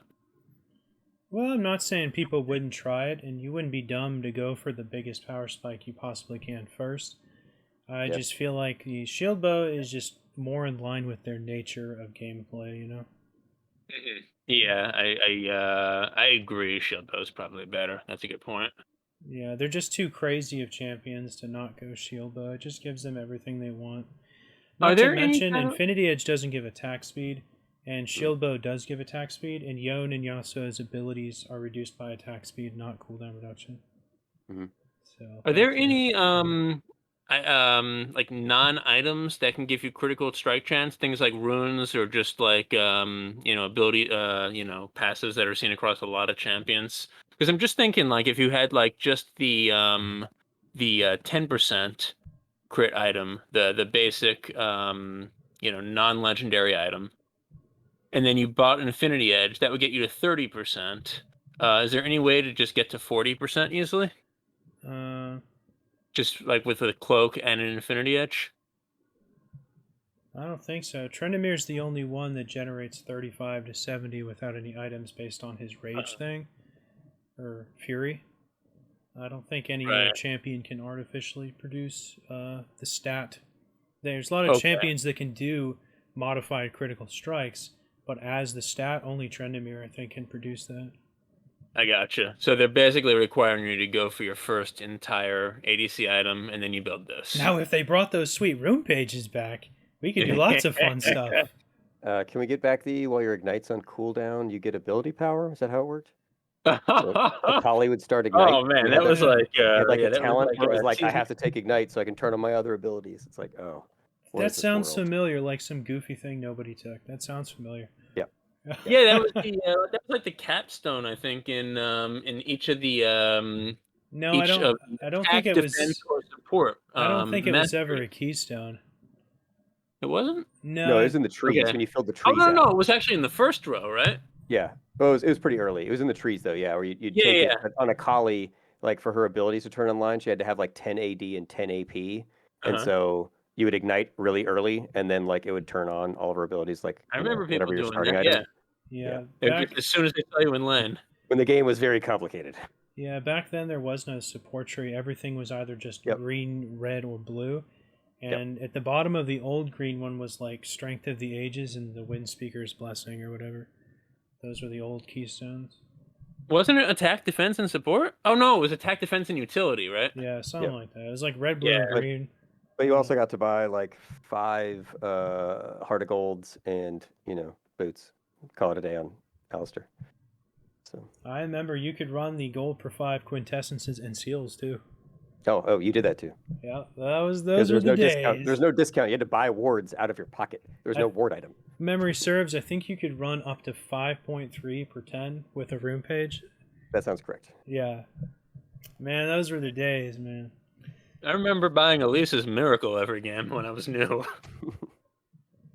Yeah, that's the thing. If you sat on for 10 minutes, you just eat it Yeah, Yep. and you'd gain its stats. Yeah. like the new jungle items. hmm Yep, recycled content. Yeah, The best Okay, content, though. next up we got Lord Dominic's, and I think this is a worthy buff for an item that gives 20 critical strike but only 30 AD. Kind of feels bad, even Yeah. if it's a like armor pen item. I am glad a while back they made a total armor pen instead of bonus armor pen because that feels better for everyone. So that's cool. I'm a little bit surprised to see this buffed. I think it's been a really useful and commonly bought item recently, at least in my experience.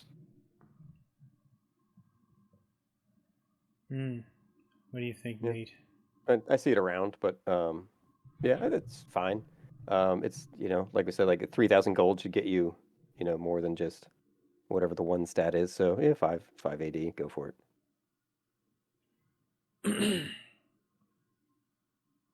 All right. Okay, next up we got Maw, and this one got a bit of a reconfiguring. No more ability haste. I actually didn't even realize this item even gave ability haste, to be honest. And then no more sustain. Oh, but you get lifesteal now. You get lifesteal, yeah. But no, Yeah. no super lifesteal. Hey I guys, do guess you it's remember that basically one better. time?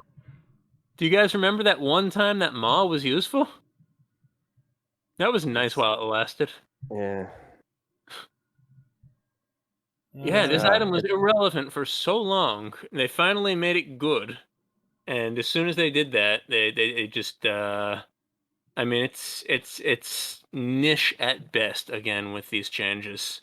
mhm. Because if you're doing any of your damage from abilities, like this is no longer a good item for you.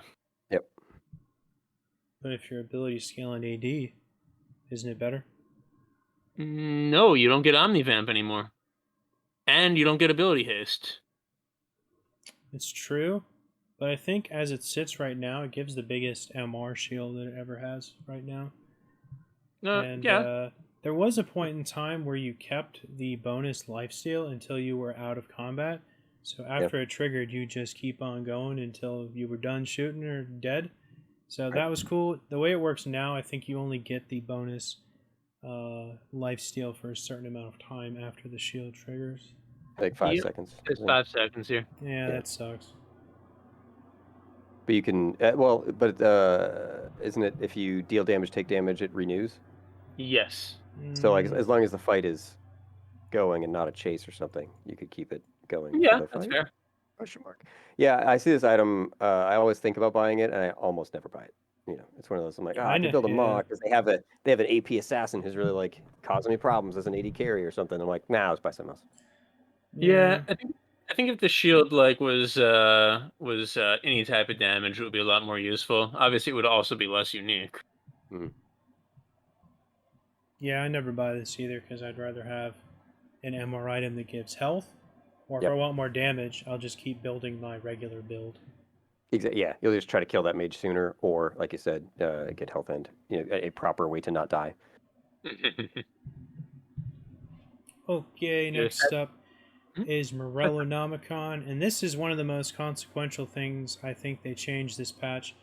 The fact that they gave this item its magic pen back, I think, is really going to shake up the mage meta a little bit because with the addition of like Shadow Flame, now there's like enough items in the game to go like nothing but items that give magic pen now, and I think that makes for some pretty crazy stuff because we're looking at like 50, 60 magic pen flat potentially, and that doesn't include the silliness that you can get with like Void Staff or Horizon Focus, sort of. Mhm. I think this is one of the most consequential things they change in this patch. Of course, the Grievous Wound shenanigans is nice, but going from no magic pen to like 10 flat, I think it's a pretty big deal. Yeah, it was definitely worth losing 100 health for, and this is an item that's been changed a bunch throughout the years. Sometimes it was like the one of the highest AP items in the game, then it wasn't, but it had some health. They got rid of the magic pen, now they're bringing it back. So it's interesting to see its evolution or devolution over time. And yeah, I agree with your analysis on this. The Magic Pen is pretty big, and I think if Magic Pen ends up becoming very ubiquitous around League, that's going to change the calculus on your runes, where you're going to want to really take those magic resist runes on almost every champion. But I'm not sure we're at that point yet. Yeah. I've always loved Morello's like all of its iterations, just the Grievous Wounds, the high damage number, all of it. But if you think about the champs that like a Teemo or somebody that can do incidental damage when they're not even around, even with just the Oblivion Orb on a mushroom, like could have much more catastrophic effects. Or building pen, that used to be the old game with the Teemo type champs where you hope for long fights and you just burn people down. Yeah. But I will say, like as a brand player, when Volibear shows up, I can use all of my buttons, ult him, use all of my buttons again, run away, use all of my buttons, and he's at half health. So, and that's not because I'm behind. So I'll take some pen. I'll take some pen. How did you survive long enough to get the second all buttons off? Except I built that Rylai's, you gotta keep away from that. And he's probably eating somebody else, but There you and go. I'm running circles around a turret. All of the above is happening. Yeah, he's like spamming his laugh emote in front of the turret while you're running. Yeah. And then all he those are happening. dead anyway. That's correct. So yeah. I'll take some pen. Each of the turret shots do like 1.4% of his health. Yeah. They're negligible. Like the tiny wands from the range creeps. Yep. Okay, next up we got Mortal Reminder, which also got the Grievous Wounds bit, but it also lost all of its attack speed, and instead it's also going to be one of the armor pen items similar to that Lord Dominic's and the Serelda's Grudge thingy. It's cool because this is actually what this used to be originally before they crammed it into a Grievous Wounds item. So I'm not sure how I feel about this. I think it's actually... You could buy this simultaneously with Lord Dominic's before this. But, yeah, this is kind of a big role reversal. If you want both. Yeah, it's a big shift. It's very different now. I mean, and it's still giving you like okay others. I mean, I guess 35 AD for 3,000 gold isn't that much. Some crit chance. Yeah, this is definitely an interesting one in that it's the armor pen and the Grievous Wounds together. Almost as just a one-stop shop. I don't know. I feel like some of the other Grievous Wounds items are very good, and like LDR is already doing so much work as your armor pen. I guess you could buy. Oh no, you can't buy both, right? It's the One Last Whisper item. I feel like most of the time I'd rather have those other two items and not go to this one-stop shop, because the other two just bring better stats, more stats, better utility. But this is an interesting one. I just think it's going to get crowded out maybe by some of the other items. That's my opinion. Yeah, I think very few champs would finish a Mortal Reminder when you can just build Executioner's Calling, sit on it, and build whatever items you were going to build. But yeah, it's not these like super enticing stats. It doesn't have like a cool passive or active like where it's like ooh, it's just like right. Yeah, it does what it does. Yeah. Okie dokie. Next up, we got the Quick Blades, and this got the Infinity Edge treatment where you can start using its effect as a second purchase. Honestly, I have not seen a single person buy this since they reworked it, even though it's pretty good. Yeah, I haven't seen it in game yet since they got redone. No, I've seen it a few times. I'm trying to think on who uses it. I've definitely seen it on Yasuo's and Kiana's. I've seen it on some ADC. I've seen like Ezreal's build this, even though I don't think it's the best thing for him to build by any means. I feel like the only good people to buy it on would be like Lucian and Graves, because their dashes are also reduced by auto attacks. Yeah. So building this would just compound that advantage. Yeah, Lucian is definitely a good place for it. Yeah, this is like a sneaky good item on some champs. Basically where you're trying to get a lot of abilities out within a fight as an AD. You certainly would not want this on Ezreal. Because Why not? his Q doesn't crit, so you would never trigger this.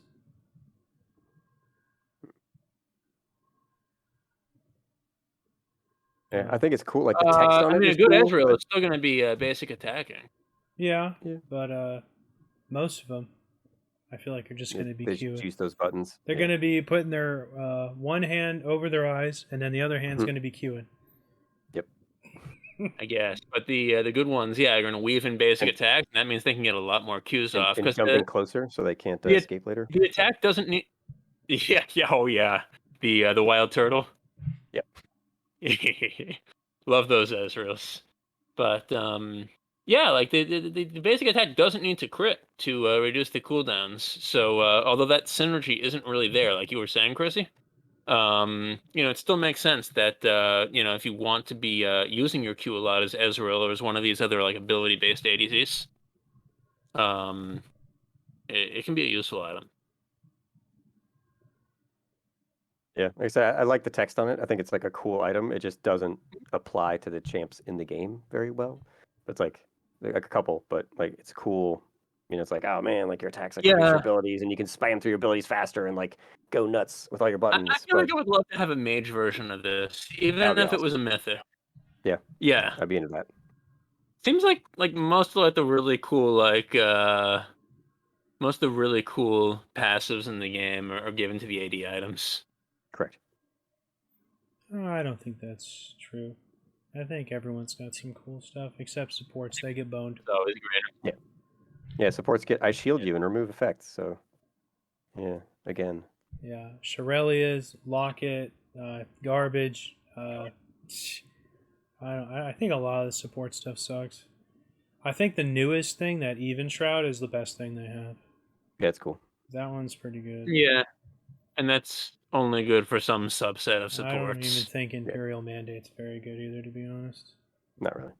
Imperial Mandate has often been as one of the weakest support items.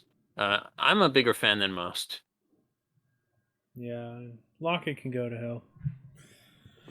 Hey, Locket's in such a bad place right now. Okay, next up we got Oblivion Orb. Nate, take us through that Yeah. one. Oh man. In my life of making everyone buy, and by making I mean telling everyone and being ignored to buy Grievous Wounds items. And as I play a lot of AP based supports, oh man, it's very affordable to stop shenanigans, whether in the bot lane or just junglers in game. I'm overjoyed that all the Grievous Wounds items, because I don't know, just in my play experience of over the years, felt that if somebody snowballed, got an advantage or whatever, and dipped into healing, especially if they were tanky to begin with, like you just lost. It was like, so especially since the old Thorn Mail's been gone for so long, rip, that would actually stop people from attacking you. I approve of all these Grievous Wounds increases. Yeah, Yeah. so it's losing 5 AP in the in return. It's getting the full 40% Grievous Wounds at this basic 800 gold item. It's going to be useful for pretty much any mage or support who wants to shut down enemy healers. I was hoping you'd go into the AP. Oh, the loss of 5? It's fine. Like I used to buy, like I'd be buying my support items or even mid lane, whatever AP items, and I'd be like, well, there's a lot of healing going on around here. Let me go buy the Oblivion Orb. It's a start, like 25%. I feed think the most beast of motion. the items that Oblivion Orb builds into still have their full amount of AP, though. Yeah, it gets to Morello's, gets you that 90. Like, take it. Yeah. Done. They're not taking 5 off that. So this is just, I think a better place along the build path. Bullshit, that Chempic Purifier lost 20. I've never built that item, so it's not in the game. Me neither. I have Yeah. what does it have? That item was really good on champs that could like shield multiple champs at once. I'm thinking Sona, Seraphine, the Soraka ult. Yeah, there's probably a couple tanks that can like provide a shield to everyone in the area. I think even proc with like Font of Life if you got an ally to trigger that. So so Chemtech was really good on certain champs, especially if your team was being the the doofuses that Nate seems to end up in games with all the time, who just aren't building it on their own. You're like, Yeah. I got this, guys. Yeah. All right, let's move this along a bit. Next up is Ravenous Hydra, and this got kind of a switcheroo. I guess the same thing as Maw. Gives only lifesteal now instead of Omnivamp, because I guess Omnivamp is problematic for some reason. But Somebody's now it abusing gives it. even more ability haste. And it was always kind of surprising this item even gave as much as it did, or any at all. So that's Sure. cool. Right. Yeah, 25 is pretty big. Man. That's I think second in the game. Titanic Hydra doesn't give ability haste. Okie dokie. Next up, Yeah, we got. You got something to say? It's not important enough. Go on. Okie dokie. Next up, we got Thornmail. And I don't know what undocumented means. Does that just mean they forgot? That means it wasn't in the patch notes. Okay. That means it wasn't in the official patch notes. Well, you know what else isn't here? It doesn't say that this item used to give 100 armor for 10 years. It doesn't say that. Oh yeah. And also Well, the damage you Most took days off I it don't think was gave real. raises. Was real. The old Yeah. days, it was like Yeah. 30 plus a percentage. I think it was 30 just base. 10% of all incoming auto attacks. So if you No, crit, if you crit, you like blew yourself up. Well, that's the thing is like I remember playing. I think like Nate's like right. I Crit think it was a Plank. lot more than 10. Yeah, it was like Crit Plank, and like they'd have a tanky champ with Thornmail. Be like, I can't attack that dude. Like you guys have to fight that guy. Like I can't. I don't have enough lifesteal. Like Yeah, I'll just die. you might be right because back then you could get like 400% lifesteal. So. Yeah, but it's wild. It's just like Thornmail was so terrifying for 80 carries and other 80 squishies. Mm-hmm. Yeah. There were so But now- many champs that you were not supposed to build it on that I built that version of the Thornmail on. Dude, as like a 6th item, 80 carries used to just get Thornmail a lot of games. Sure. Back then. Oh, I remember that. Yeah. Yeah. Those were the Makes you a days. lot stronger against the opposing 80 carry. Yep. Win those trades. I like this buff though because I think we're a long way from those days, and 80 carries just laugh at you when they auto attack you with Oh, yeah. Thornmail. So another Yep. 5% is nice on this thing. Yeah. Plus 10 extra armor and better Grievous wounds. Who's gonna say no? Yep. Certainly not me. Okay. And Bramble Vest, like we talked about, affordable. Get it, team. Yeah. Okay, lastly, we got some changes to the new dragon, or returning dragon, or whatever the hell.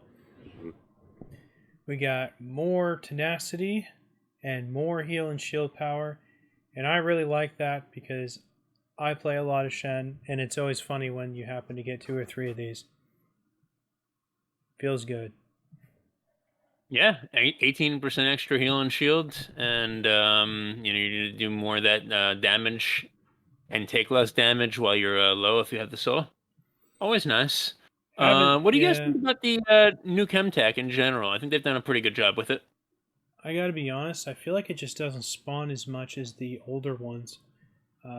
That's my feeling. I haven't seen the soul in a game yet, and I feel like I've never Really? even seen the symbol on the wall like more than like a handful of times. It feels like the Mountain Fire and Cloud one spawned way more than this.